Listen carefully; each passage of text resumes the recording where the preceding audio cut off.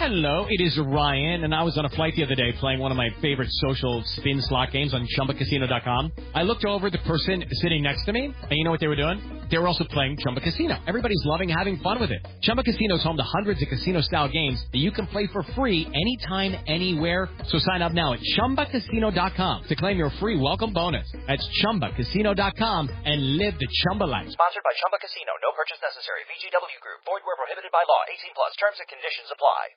The Avengers radio series, a cultural phenomenon in South Africa back in the 1970s. South Africa was a country with no national television service. It wasn't until 1976 that the country would get its first taste of television broadcasts. But before that, radio was the primary medium of entertainment and information for the masses. This was the context when The Avengers, a British spy FI series, made its debut on South African radio and became a cultural phenomenon. The Avengers was a British television series that originally aired from 1961 to 1969.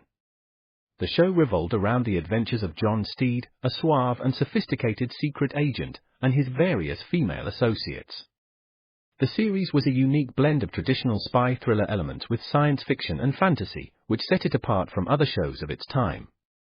While the series was hugely popular in the UK and had also made a significant impact in the American markets, being one of the rare British series given a network transmission slot, it was virtually unknown in South Africa. This was primarily due to the lack of a national television service in the country until 1976. However, as a film series, The Avengers was able to gain some exposure in South Africa through film rentals. But it was the launch of the radio series that truly brought The Avengers to the masses in South Africa. Come and listen at www.myclassicradio.net. Now, don't go away, because next on CBS Radio's Comedy Time are those two zany characters of many characters, Bob and Ray. And now, from coast to coast, Bob Elliott and Ray Goulding present the CBS Radio Network.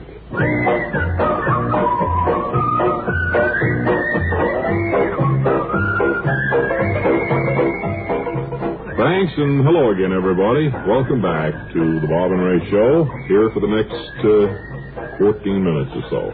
Today we're going to give our monthly Good Neighbor Award to some deserving person. We'll have a story from our telephonic storyteller, Thurber Whitechapel in North Chicago, and an episode from Sherlock Sage and Dr. Clyde's Adventures. Well, that sounds like we have a full program, certainly. And maybe the quicker we get going on this... Oh, here comes Ray, the famous CBS roaming accordionist. You may have heard Curb as he came to our studio a few days back. He plays a mighty mean accordion. Did I tell you he wandered in on the World News Roundup the other evening? And, No, what happened? Well, they've been talking about it here ever since. There really was a stir. Is he still wandering about? Dressed for cool summer comfort. Well, I tell you, little windows there. this, so long, Kirby, buddy. Doing a great job there. Nice accordion, too. If this weather keeps up, they can bring on the fall anytime. Yeah, but au contraire. Now, for me, I like this kind of weather. I remember nothing I enjoyed more when I was in the Army than to have weather like this and to go on a 25-mile hike through Tennessee.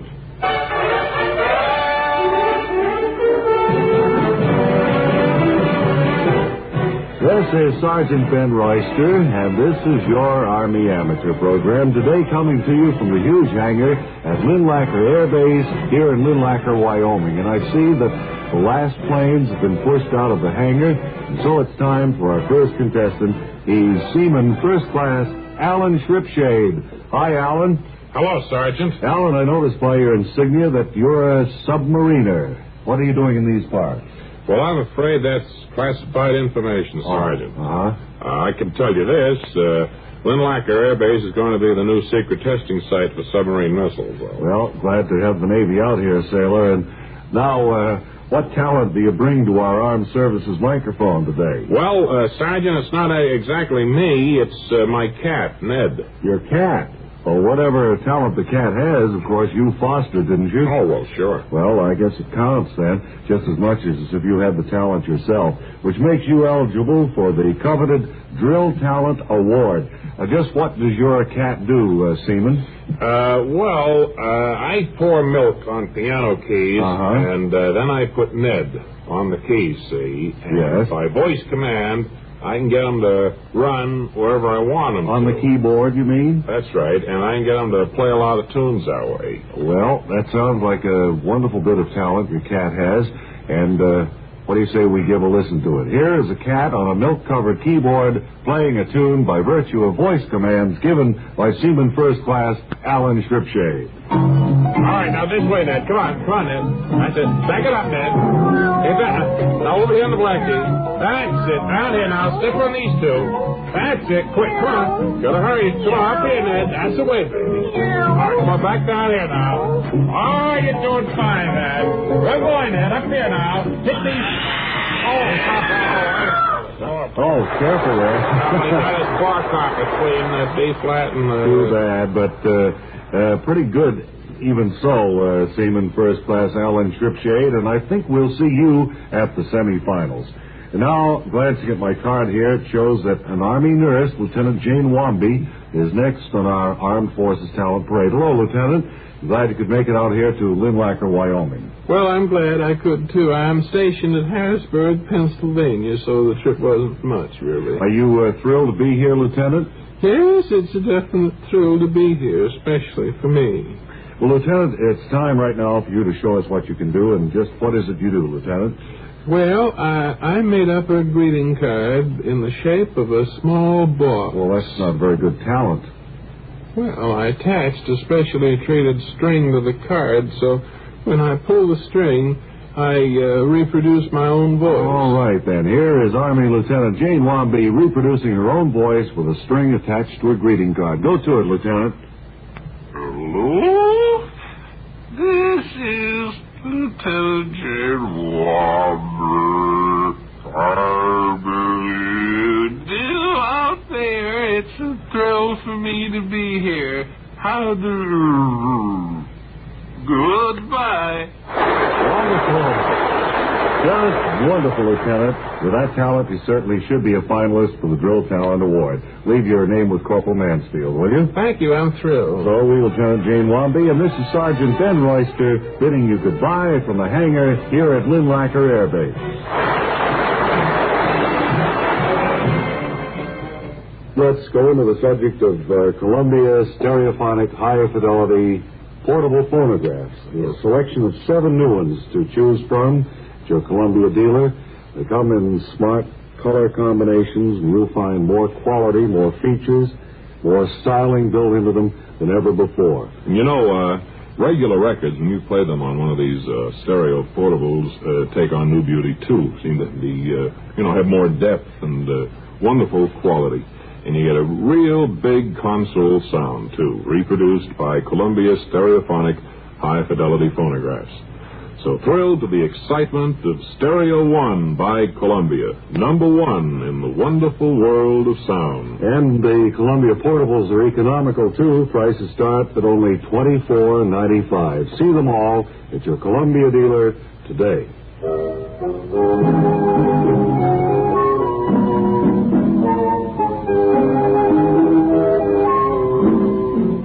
Now it's time for an episode, The Adventures of Sherlock Sage and Dr. Clyde. This one entitled The Farthingale Mystery. As we join the great detective and his friend, they're in the detective's quarters in Butcher Street. I say, Sage, I believe it's your move. Yes, it is, Dr. Clyde. I think I am pinned in there. Not so fast, good Dr. Clyde. Here, watch this. Oh, I didn't see that, Sage. Cleaned the board right off, Dr. Clyde. Well, I guess I was a bit overconfident. Well, I think perhaps we'd better pause for a spot of tea right now. Let me poke up the fire, sir. The fog is thick tonight. It's chilly out. Pea soup. Chill in the air, sir. Yes. Sage? Yes, in just a moment. telephone. Hello? It's Sage here. What's that? Yeah, quiet, Dr. Clyde. Sounds like an excited voice at the other end of the wire. Yes. What is it, Sage? Yes. Sage. Yes. Sage. Just a moment, Dr. Clyde. I can't make out what the party is saying. Something about trouble at Farthingale Hall. Farthingale Hall? Yes. It's out on the moors, you say. We can be there in about half an hour. Surely you're not going out. Yes. Don't worry. We'll be there. Get me my great coat, Dr. Clyde. Sage, you're not going out tonight. We have to. There's trouble at Farthingale Hall. Well, I'll explain more to you on the way. I'll have the carriage brought up front. Come on.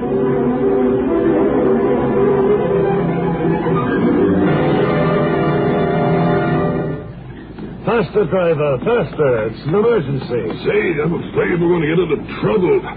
Oh, no, this carriage can hold the speed. It's cold and dank here on the moors. Look, over there. Wouldn't you say, Dr. Clyde, that that's Farthingale Hall? Yes, that's it, Sage. I was here many years ago. It's all grown up to weeds now. Hardly believed there'd be a telephone connection way out here. Driver? Oh. Sage. Yes, Dr. Clyde. There's no driver, Sage. Yes, I knew that. I knew that when we left. You knew there was no driver? It's all part of this strange plan. I'll tell you more about it later, Dr. Clyde. Well, I don't think I'm going in there, Sage. Have you noticed there's only one light burning in Farthingale Hall? This is the great door. I'll open the door, Sage. You better go in first. You're a little sprier than I am, Sage. Have you got your lantern handy, Dr. Clyde? Yes, I have, yeah. All right, follow me. Just a moment. Look, Sage, look. What is it? Suit of armor. Looks to me as though it was moving. It is moving, Dr. Clyde. That's part of the master plan. What is this? Pay no attention to it. Come along, follow me up the stairs here. I'm a pretty old man for making stairs like this. You're doing well, Dr. Clyde.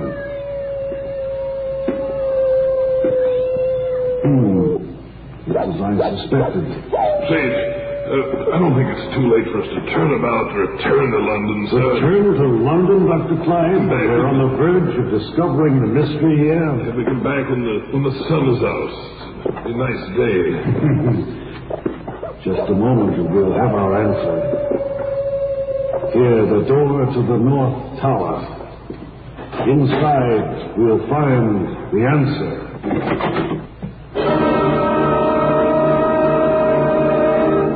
Surprise! Surprise! Happy birthday, Dr. Clyde. Yes, happy birthday, Dr. Clyde, from all of us. What's the meaning of this saying? You had forgotten, Dr. Clyde. Today is your birthday. Who dropped the ice cream, man? The butler did it. Yes, are you actually surprised, Dr. Clyde? The master plan, Sage. Master plan was to get you here without you knowing that we were having this little party for you. Well, how do you explain the driver and the... Oh, the driver was much faster than the horses. He ran along ahead. The suit of armor down... Oh, that's eccentric Lord Windusmere, your distant cousin. Well, I have wonderful friends. Happy birthday, Dr. Clyde. So all turns out well for Sherlock Sage and Dr. Clyde until their next episode. I think it's time now for our Good Neighbor Award for the month of July. Just passed. We just had all of the reports in, and I wonder, sir, if you would come in and give us your name very briefly and a summary of why you were picked by Bob and Ray Scouts as the Good Neighbor. Frederick E. Hogan. Mr. Hogan, is that with two G's or one? That's one G. One G. There's no G in Frederick. No, I meant Hogan. Hogan. You are from Lansing, Michigan? Yes, sir. And would you tell us just quickly what you did to win the award? Yes, well, I was walking down Elm Street, which was one of our principal residential streets there in Lansing, and I came across a fella who had a piano, but the leg of the piano was on his foot, and he couldn't move. So I could tell that his morale was very low point, and I was an accomplished piano player, and I sat down and played 20 minutes. Cheer him up, huh? Right, I played 20 minutes, some Beethoven for him, and he was delighted. And then after I finished playing the piano, the music, I gave him my card to the Elks Club, and he could go down there when he got his foot out. You know how long it took for him to get the piano off his foot? Did you look into the matter later? No. I guess it was not until you wrote your story to the... Well, my wife submitted it to your wife submitted your story to the Good Neighbor Board here at the Bob and Ray Show, and you were selected unanimously from many others sent in during the month of July. I want to congratulate you, Mr. Hagen. And you will receive... Hogan. One G. You'll receive... I don't know if I've ever seen that ever spelled with two G's. I don't know where you ever got that idea. I never have seen it. No. Your award is our Good Neighbor of the Month, a purple-tinted electric toaster. A pop-up toaster. I think you're going to get a lot of use out of it. Purple-tinted pop-up toaster. You can have your choice of colors. We just happen to have a purple one here. Wow. You know, they know... Thank your wife for sending in your story, and we certainly hope... You fellows are built wrong. You should be called Generous Bob and Ray. I hope the rest of you are thinking of people who might be deserving of the Bob and Ray Good Neighbor Award. If you can think of someone you know, send us their story, and it may be your friend. Time is running out on us here. Didn't have time for Thurber Whitechapel, but maybe tomorrow. Maybe just as well, too, because Thurber is what we call a telephone call bore. Until tomorrow, this is Ray Goulding, reminding you to write if you get work. Bob Elliott reminding you to hang by your thumb.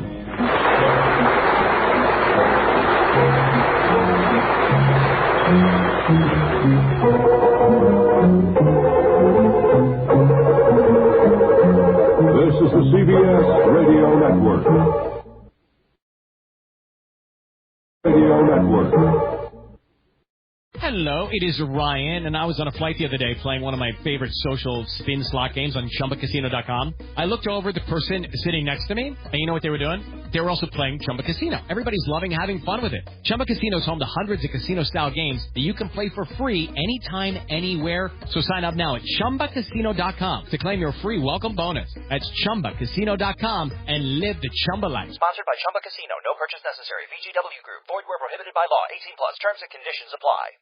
21st Precinct, aka 21st Precinct and 21st Precinct, was a police drama broadcast on CBS Radio from July 7, 1953 to July 26, 1956. It was initially a summer replacement for My Friend Irma. The program was produced in cooperation with the Patrolmen's Benevolent Association of the City of New York and presented adaptations from true criminal records in New York. From the policeman's point of view. Historically, the 21st Precinct had been located near Gramercy Park in Manhattan, but in 1929 the department reorganized the precinct numbering, and the 21st designation was dropped from use. No such precinct existed during the show's run, nor does a 21st exist today. However, the fictional precinct's territory corresponds closely to that of the Upper East Side's 23rd Precinct as it has existed since 1929. Stanley Niss was the producer, writer, director. The role of Precinct Captain Frank Kennelly was played by Everett Sloane for the first 109 episodes and briefly in episode 135. During episode 109, Captain Frank Kennelly was promoted to Deputy Inspector and reassigned out of the 21st Precinct. He was replaced by Captain Cronin James Gregory, 1955-56, and Les Damon, 1956. Other cast regulars were Ken Lynch as Lieutenant Matt King, Harold Stone as Sergeant Waters, Jack Arissa as Sergeant Collins, and Santos Ortega as Lieutenant Gorman. The program's announcer began the program's opening each week. 21st Precinct. It's just lines on a map of the city of New York. Most of the 173,000 people wedged into the 9/10 of a square mile between Fifth Avenue and the East River wouldn't know, if you asked them, that they lived or worked in the 21st. Whether they know it or not, the security of their persons, their homes, and their property is the job of the men of the 21st. At that point the lead actor would complete the introduction. The 21st Precinct. 160 patrolmen, 11 sergeants and 4 lieutenants of whom I'm the boss. My name is Kennelly. Frank Kennelly. I'm captain in command of the 21st. Art Hanna, Bob Hill, and Hugh Holder were the program's announcers. The series was produced by John Ives. It was usually directed and written by Stanley Niss. Another source lists Niss as producer. Come and listen at www.myclassicradio.net.